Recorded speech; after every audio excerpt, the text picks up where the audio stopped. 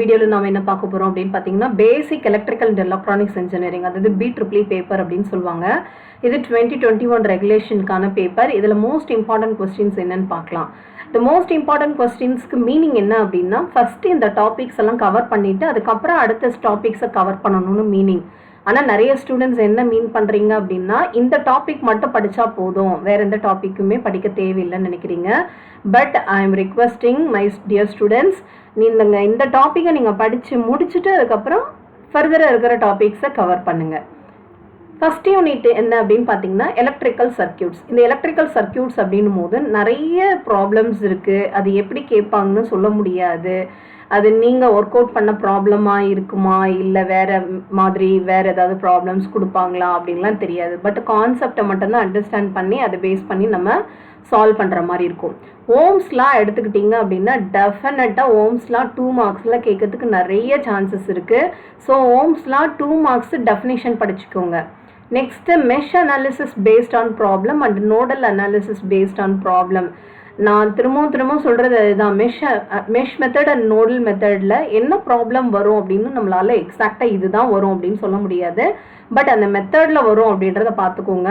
Most probably 3 loops வர்ற மாதிரி mesh analysis மெத்தடை பார்த்துக்கோங்க. ரொம்ப சிம்பிளாக கேட்குறாங்க அப்படின்னா 2 லூப்ஸ் வரதுக்கு சான்சஸ் இருக்குது. பட் 3 லூப்ஸ் மேக்ஸிமம் 13 மார்க் கேட்குறதுக்கு நிறைய சான்சஸ் இருக்குது. மெஷ் அனாலிசிஸ், நோடல் அனாலிசிஸ் ரெண்டுத்துலேயும் கம்பேர் பண்ணும் போது மெஷ் அனாலிசிஸ்க்கு மோஸ்ட் இம்பார்ட்டன்ட் கொடுங்க. ஓகே, நெக்ஸ்ட் வந்து பார்த்தீங்கன்னா average value, RMS value base பண்ணி டெரிவேஷன்ஸ் இருந்ததுன்னா அந்த டெரிவேஷன்ஸை கம்ப்ளீட் பண்ணி முடிங்க. For example, RMS value calculate பண்ண சொல்லியிருப்பாங்க. இதுக்கு ஆஃப் வேவ் ரெக்டிஃபையருக்கோ ஃபுல் வேவ் ரெக்டிஃபையரோட ஆர்எம்எஸ் வேல்யூ கால்குலேட் பண்ணுங்க அப்படின்ற ஃபார்ம் ஃபேக்டர் கால்குலேட் பண்ணுங்க, அந்த மாதிரியெல்லாம் கேட்பாங்க இல்லையா. ஸோ அந்த வேல்யூவை வந்து நீங்கள் தெரிஞ்சு வச்சுக்கோங்க. இந்த average value, RMS value, real power, reactive power, apparent power, power factor, இது எல்லாமே 2 மார்க்கில் கேட்கறதுக்கு நிறைய சான்சஸ் இருக்குது. அதே போல் இது பேஸ்ட் ஆன் டெரிவேஷன்ஸ் இருக்கும். அந்த டெரிவேஷனும் நீங்கள் படிச்சு வச்சுக்கோங்க. இதுதான் ஃபர்ஸ்ட் யூனிட். இந்த ஃபர்ஸ்ட் யூனிட் வந்து இதுதான் வரும் அப்படின்னு எக்ஸாக்டாக எந்த ப்ராப்ளம் நம்மளால சொல்ல முடியாது. அதனால ப்ராப்ளம் ஒர்க் அவுட் பண்ணி பார்த்துக்கோங்க. செகண்ட் யூனிட் என்ன அப்படின்னு பார்த்தீங்கன்னா எலக்ட்ரிக்கல் மெஷின்ஸ். இந்த எலக்ட்ரிக்கல் மெஷின்ஸில் ரொம்ப இம்பார்ட்டண்ட்டான ஒரு கொஸ்டின் என்ன அப்படின்னு பார்த்தீங்கன்னா construction and working principle of DC motor. DC மெஷின்னு சொல்லலாம், டிசி மோட்டார் இல்லை டிசி ஜென்ரேட்டர், எது கேட்டாலும் சேம் தான். கன்ஸ்ட்ரக்ஷன் தனியாக கேட்பாங்க, ஒர்க்கிங் பிரின்சிபல் தனியாக கேட்பாங்க. இது ரெண்டுத்தையும் மிக்ஸ் பண்ணி கேட்டாங்கன்னா அந்த டைம் பீரியட் 25 மினிட்ஸில் கம்ப்ளீட் பண்ணுறதுக்கு பாருங்கள். Next EMF equation. இஎம்எஃப் ஈக்குவேஷனும் ரொம்ப இம்பார்ட்டன்ட். அதே போல் டார்க் ஈக்குவேஷனும் ரொம்ப important. EMF equation, torque equation இதெல்லாம் படிச்சுக்கோங்க. அடுத்து இம்பார்ட்டன்ட் கொஸ்டின் என்ன அப்படின்னு பார்த்தீங்கன்னா இண்டக்ஷன் மோட்டாரோட construction. So single phase and 3 phase ரெண்டுமே கொடுத்துருக்காங்க சிலபஸில் அப்படின்னா சிங்கிள் ஃபேஸ் இண்டக்ஷன் மோட்டார் வந்து ரொம்ப இம்பார்ட்டண்ட்டாக கேட்பாங்க. அதுக்கடுத்து 3 ஃபேஸ் இண்டக்ஷன் மோட்டார். இங்கே சிம்பிளாக உங்களுக்கு வந்து சிலபஸில் வந்து 3 ஃபேஸ் இண்டக்ஷன் மோட்டார் தான் கொடுத்துருக்காங்க. அப்போ 3 ஃபேஸ் இண்டக்ஷன் மோட்டாரோட ஒர்க்கிங் பிரின்சிபல் படிச்சுக்கோங்க, கன்ஸ்ட்ரக்ஷன் டீட்டெயில்ஸும் படிச்சுக்கோங்க. Next unit 3 analogue electronics. Analogue electronics அப்படின்னு இருக்கும்போது இங்கே பார்த்தீங்கன்னா இந்த ரெண்டுத்துக்கு மட்டும் நான் கொஞ்சம் ஹைலைட் பண்ணி காமிச்சிருப்பேன். ஏன்னா அந்தளவுக்கு ரொம்ப இம்பார்ட்டண்ட்டான கொஸ்டின் என்ன அப்படின்னு பார்த்தீங்கன்னா PN junction diode. PN junction diode வந்து கண்டிப்பாக கேட்பாங்க. நீங்கள் எந்த யூனிவர்சிட்டி கொஸ்டின் எடுத்தாலும் பிஎன் ஜங்ஷன் டயோட் கண்டிப்பாக இருக்கும். அதோட விஐ கேரக்டரிஸ்டிக்ஸ் வரைக்கும் எழுத சொல்லியிருப்பாங்க. நிறைய ஸ்டூடெண்ட்ஸ் வந்து டைம் கன்சியூம் பண்ணிவிடும் நிறைய. அதனால கரெக்டாக இந்த 25 மினிட்ஸில் எவ்வளோ ஃபாஸ்ட்டாக ஒர்க் அவுட் பண்ண முடியுமோ அவ்வளோ ஃபாஸ்ட்டாக நீங்கள் எழுதி முடிக்கணும். இந்த பிஎன் ஜங்ஷன் டயோட ஐஜிபிடி எல்லாமே இது ரெண்டு important. First PN junction and IGBT ரெண்டுத்தையும் படித்து முடிச்சுட்டு அதுக்கடுத்து இருக்கிறது எஸ்சிஆர், மாஸ்ஃபெட்டு, ரெக்டிஃபையர், இது படிச்சுக்கோங்க. ஃபர்தராக வேறு ஏதாவது கொஸ்டின்ஸ் இருக்குது அப்படின்னா அதையும் படிச்சுக்கோங்க. ஸோ இதுதான் மோஸ்ட் இம்பார்ட்டன்ட் கொஸ்டின்ஸ் இந்த யூனிட்டை பொறுத்த வரைக்கும். பிஎன் ஜங்ஷன், ஐஜிபிடி படிச்சுட்டு அதுக்கப்புறம் எஸ்சிஆர் போங்க, மாஸ்ஃபெட் அண்ட் ரெக்டிஃபையர் சர்க்கியூட் போங்க. ஃபோர்த் யூனிட் ரொம்ப இம்பார்ட்டண்ட்டான ஒரு டாபிக்னே சொல்லலாம். இது ரொம்ப ஈஸியான ஒரு யூனிட்னு சொல்லலாம், டிஜிட்டல் எலக்ட்ரானிக்ஸ். இந்த கான்செப்ட் புரிஞ்சிடுச்சுன்னா ரொம்ப சிம்பிள். இது கேமாப் கண்டிப்பாக கேட்பாங்க. கேமாப் வந்து பேஸ் பண்ணி அந்த சிம்பிளிஃபிகேஷன்லாம் பார்த்துக்கோங்க ப்ராப்ளம்ஸ். இது வந்து எப்படி கொடுத்தாலும் நம்மளால் ஒர்க் அவுட் பண்ணுற அளவுக்கு நீங்கள் வந்து ரொம்ப தயாராக இருக்கணும். அந்தளவுக்கு ரொம்ப டிஃபிகல்ட்டெல்லாம் கேட்க மாட்டாங்க, ரொம்ப பேசிக்காக தான் கேட்பாங்க கே மேப்ஸ் எல்லாம். அதனால 3 வேரியபிள் 4 வேரியபிள் கே மேப்ஸை பார்த்துக்கோங்க. உங்களுக்கு டோன்ட் கேர் கிடையாது, அதனால் வித்தவுட் டோன்ட் கேரோட நீங்கள் இந்த கே மேப்பை பார்த்து முடிச்சுக்கோங்க. நெக்ஸ்ட் வந்து கெனானிக்கல் ஃபார்ம் அப்படின்னு சொல்லுவாங்க. அந்த கெனானிக்கல் ஃபார்மை நிறைய கேட்டிருக்காங்க. எஸ்ஓபி மெத்தடு பிஓஎஸ் ஃபார்முக்கு கெனானிக்கலாக கன்வெர்ட் பண்ணுங்க அப்படின்னு சொல்லிட்டு அந்த மாதிரி ப்ராப்ளம்ஸும் கொஞ்சம் பார்த்து வச்சுக்கோங்க. நெக்ஸ்ட் வந்து கோட் கன்வெர்ட்டர்ஸ், பைனரி கோட்ஸ்ன்னு கொடுத்துருக்காங்க.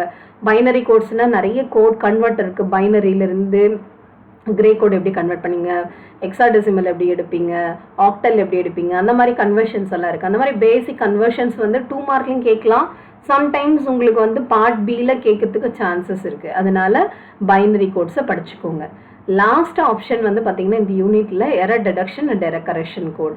ஸோ இது பேஸ் பண்ணி ஒரே ஒரு ப்ராப்ளம். சம்டைம்ஸ் என்ன பண்ணுவாங்கன்னா நீங்களே ஒரு ப்ராப்ளம் அசியூம் பண்ணி அந்த எரரை டிடெக்ட் பண்ணி கரெக்ட் பண்ணுற மாதிரி இருக்கும். அதனால ஒரு ப்ராப்ளமை நீங்கள் வந்து அந்த ஒரே ஒரு ப்ராப்ளம் மட்டும் கொஞ்சம் பைஹார்ட் பண்ணி வச்சுக்கோங்க. எரர் டிடெக்ஷன் அண்ட் கரெக்ஷனுக்கு அந்த கோட் என்ன அப்படின்னு சொல்லிட்டு மெசேஜ் என்ன மெசேஜ் அப்படின்றத கொஞ்சம் பார்த்து வச்சுக்கோங்க. ஸோ இதுதான் யூனிட் 4. யூனிட் 4ல் நீங்கள் ஃபஸ்ட்டு ப்ரியாரிட்டி எதுக்கு கொடுக்கணும் அப்படின்னா கே மேப் ப்ராப்ளம்ஸ்க்கு, simplification of K map. Last unit என்ன அப்படின்னு பார்த்தீங்கன்னா யூனிட் 5 மெஷர்மெண்ட்ஸ் அண்ட் இன்ஸ்ட்ருமெண்டேஷன். நீங்கள் அதிகமாக ஸ்கோர் பண்ண போகிற ஒரு டாபிக்னே சொல்லலாம், இந்த யூனிட்னே சொல்லலாம். ஏன்னா இதில் ரொம்ப இவ்வளோ தான் இருக்குது, இதை தான் கேட்குறதுக்கு நிறைய சான்சஸ் இருக்குன்ற மாதிரியான நம்ம ஈஸியாக சொல்லிடலாம்.